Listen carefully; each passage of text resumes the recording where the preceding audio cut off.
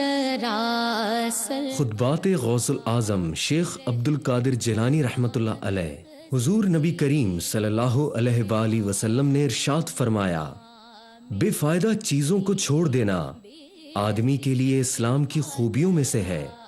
جس کا اسلام مستحسن اور متحقق ہو جاتا ہے وہ فائدے کی چیزوں کی طرف راغب ہو جاتا ہے اور لایعانی اور بے فائدہ مشاغل سے خود کو دور کر لیتا ہے۔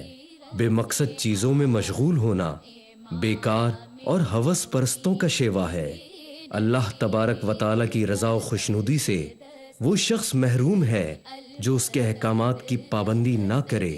یہ عمل محرومی اور موت ہے۔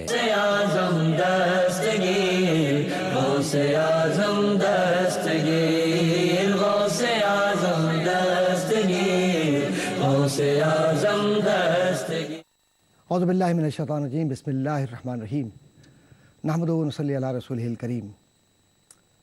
معزز ناظرین و سامعین کرام، السلام علیکم ورحمۃ اللہ تعالیٰ وبرکاتہ۔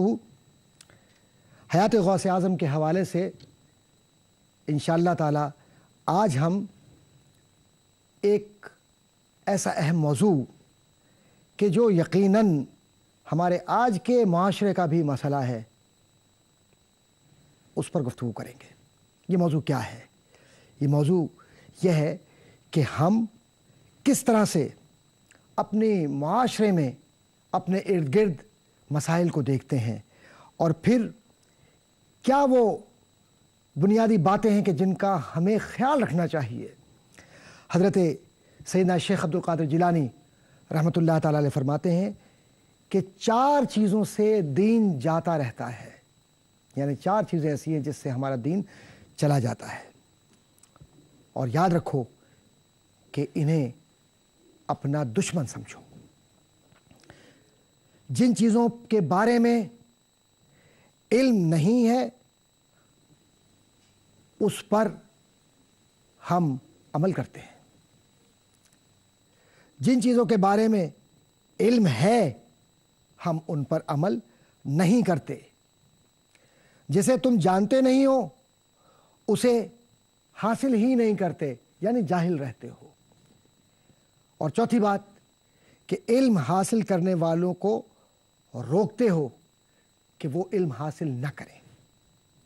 اب ذرا دیکھیے، ان 4 نکات میں پوری دنیا کو انہوں نے شامل کر لیا۔ کیوں؟ کہ اس وقت کے جو زندہ انسان تھے وہ علم دین حاصل کرنے والے لوگوں کا مذاق اڑاتے تھے، اور حالت یہ تھی کہ وہ خود دین کو جانتے ہی نہیں تھے، اور جو لوگ دین کی طرف جا رہے ہوتے تھے ان کا مذاق اڑا کر ان کو روکتے تھے۔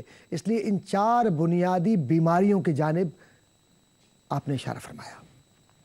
پھر فرماتے ہیں کہ اللہ کے دشمنوں کے ساتھ مشابہت اختیار نہ کرو۔ کیوں؟ فرماتے ہیں کہ اے لوگو، جب تم مجلس ذکر میں آتے ہو تو تمہارے آنے کا مقصد محض سیر و تفریح ہوتا ہے۔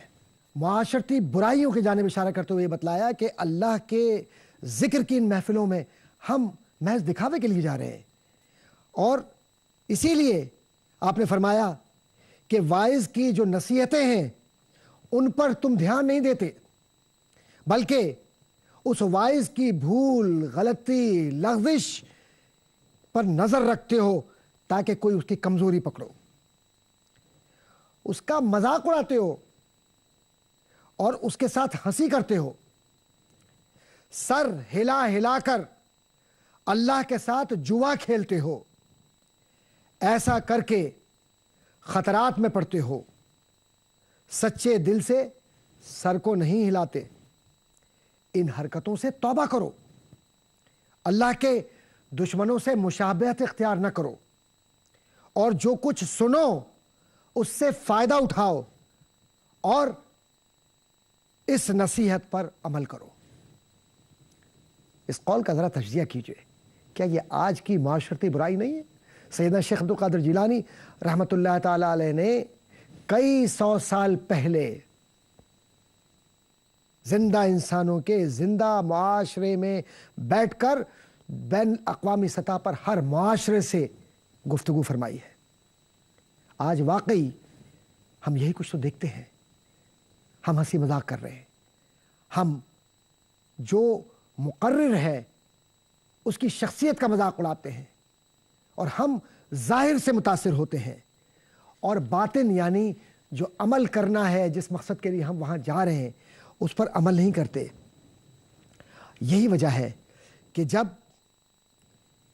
اللہ تعالی ہمیں یہ موقع دیتا ہے کہ ہم ان نیک لوگوں سے کچھ سیکھیں تو ہم سیکھنے کے بجائے ہم انہیں سکھانے کی کوشش کرتے ہیں.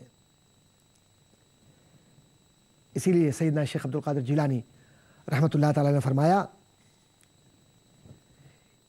دنیا کا زاہد یعنی تارک الدنیا آخرت سے آزمایا جاتا ہے اور دنیا و آخرت کا زاہد یعنی تارک الدنیا و آخرہ رب کے ہاں دنیا و آخرت سے پرکھا جاتا ہے.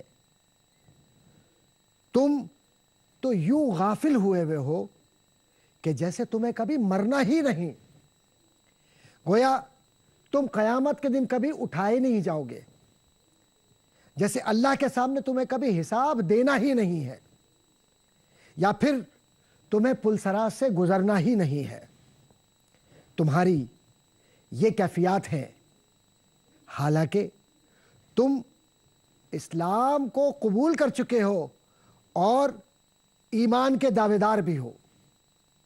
اگر تم قرآن اور اس کے علم پر عمل نہ کرو تو یہ سب تمہارے خلاف حجت بنیں گے. جب تم اہل علم کے ہاں جاؤ گے اور ان کی تعلیم پر عمل نہیں کرو گے تو تمہارا ان کے پاس جانا یعنی علماء کے پاس جانا, ان کے ساتھ بیٹھنا, یہ خود تمہارے خلاف ایک دلیل بنے گا قیامت کے دن.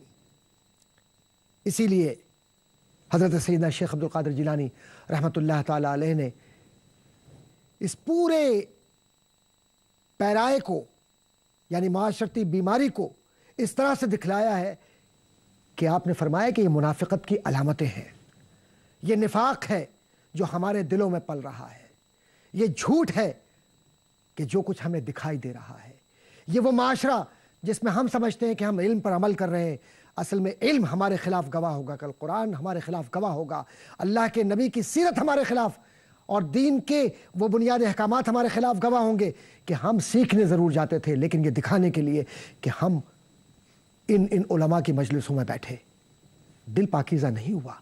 ہم نے ظاہر میں لوگوں کو یہ بتلایا کہ ہم اتنے بڑے بڑے علماء سے اکتساب فیض کر رہے ہیں, یعنی میں اتنے بڑے عالم کا شاگرد ہوں, اتنے بڑے علامہ کے ساتھ میں نے وقت گزارا ہے, اتنا بڑا ایک عالم میرے گھر پر آتا ہے. ایک عجیب سی معاشرتی برائی کی طرف بھی اشارہ کرتا چلوں کہ علماء کی پذیرائی کے لیے یا دکھاوے کے لیے لوگ ایسی مجالس بعض اوقات, سب کی بات نہیں کر رہا لیکن استثناء کے ساتھ جس طرف اشارہ کیا حضرت شیخ نے, ایسے لوگ محافل کرتے ہیں, مجالس کرتے ہیں علماء کی صرف یہ دکھانے کے لیے کہ دیکھو میرے گھر پر یا میرے دروازے پر کتنے بڑے بڑے لوگ آتے ہیں. تکبر پیسے کا ہوتا ہے, تکبر عہدے کا ہوتا ہے, تکبر اپنا ہوتا ہے. ایسی عبادت کہاں قبول ہوتی ہے؟ سیدنا شیخ عبد القادر جیلانی رحمۃ اللہ تعالی علیہ نے فرمایا کہ یہ سارا عمل جس کو تم نیکی سمجھ کے کر رہے ہو کل قیامت کے دن تمہارے خلاف گواہ ہوگا. کیوں گواہ ہوگا؟ اس لیے یہ سارے اعمال تمہارے خلاف گواہ ہوں گے کہ جو کچھ تمہیں کرنا تھا تم نے اس پر عمل نہیں کیا. بلکہ آپ فرماتے ہیں کہ اے بیٹا, اس سے پہلے کہ تجھے مجبور ہو کر جاگنا پڑے, جاگ جا, ہوشیار ہو جا, دیندار بن جا اور اہل دین سے میل جول رکھ, ان سے سیکھ اور اپنے نفس کو ختم کر کے پاکیزگی اختیار کر. سیدنا شیخ عبد القادر جیلانی رحمۃ اللہ تعالی علیہ کی یہ نصیحت تمام مریدین کے لیے, تمام عالم اسلام کے لیے ہے اور آج ہم سب کو اس جانب راغب کرتی ہے کہ اگر ہم ان سے واقعی محبت کرتے ہیں جس کا دعویٰ ہے تو اپنے آپ کو ہم شریعت کا تابع کریں, طریقت کو اس طرح سیکھیں کہ ہمارے نفس کی پاکیزگی ہو اور پھر اس سے معاشرے کو وہ فائدہ پہنچے جو معاشرہ اس سے توقع کرتا ہے. اور پھر نفس کی پاکیزگی یہ ہو کہ کسی سے کوئی توقع نہیں, صرف اللہ سے اور نسبت نبی کریم صلی اللہ علیہ وسلم سے. اللہ تبارک و تعالی ہمارے اس عقیدت کو اور عقیدے کو مضبوطی عطا فرمائے اور سیدنا شیخ عبدالقادر جیلانی رحمۃ اللہ تعالیٰ علیہ کے احکامات پر اور فرامین پر عمل کرنے کی توفیق عطا فرمائے، آمین۔ وآخر دعوانا ان الحمدللہ رب العالمین۔ خطبات غوث الاعظم شیخ عبدالقادر جیلانی رحمۃ اللہ علیہ۔ جو شخص آداب شریعت نہیں اپناتا، قیامت کے دن آگ اسے ادب سکھائے گی۔ وہ حقیقت بے دینی ہے جس کے لیے شریعت گواہی نہ دے۔ جو شخص نبی کریم صلی اللہ علیہ وآلہ وسلم کی پیروی نہیں کرتا، ایک ہاتھ میں آپ کی شریعت اور دوسرے ہاتھ میں قرآن پاک نہیں تھامتا، اس کی رسائی اللہ تبارک و تعالیٰ کی بارگاہ تک نہیں ہو سکتی۔ تم اپنی نسبت نبی کریم صلی اللہ علیہ وآلہ وسلم کے ساتھ ٹھیک کر لو۔ جو مکمل طور پر آپ کا پیروکار ہے اسی کی نسبت ٹھیک ہے۔ جب تم لوگ نبی کریم صلی اللہ علیہ وآلہ وسلم کی اتباع کرو گے تو کل بروز قیامت تم حضور نبی کریم صلی اللہ علیہ وآلہ وسلم کے ساتھ ہوگے، ان کی صحبت میں ہوگے۔